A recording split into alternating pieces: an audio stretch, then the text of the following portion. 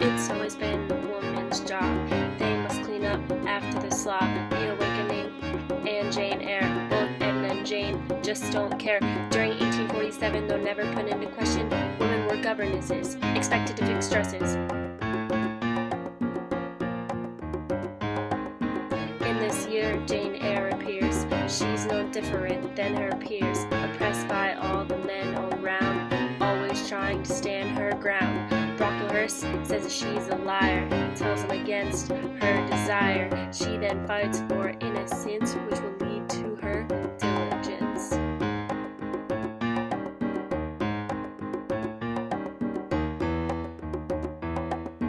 Edward put her under his spell. He then brought her out of her shell, but she could never be like her. Blanche and Edward's love she inferred. In Jane Eyre, she has to decide whether or not to be his bride. If equal, the two of them seen, then Jane thinks their love is pristine.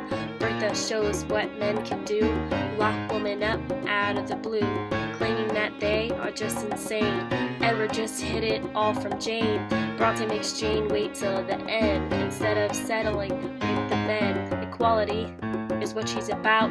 Rich Jane marries the blind washout.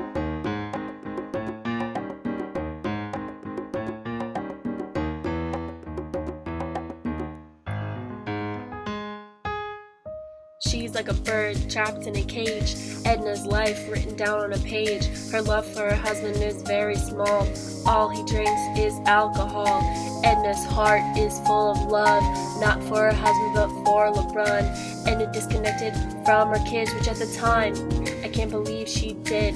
Edna rebels and lays down on the hammock. Her husband, he just cannot stand it.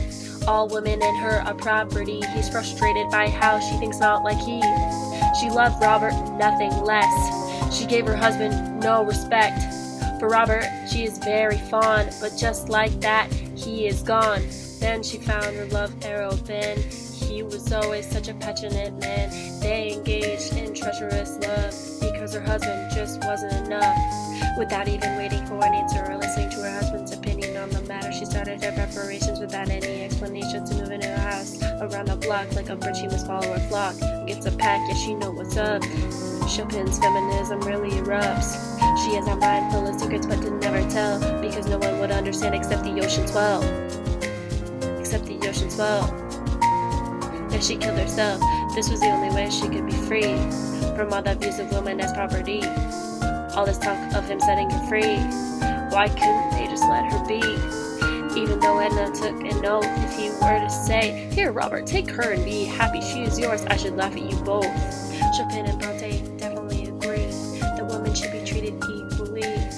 In their novels, all of this is shown. In the years they were made, men would look at them and groan.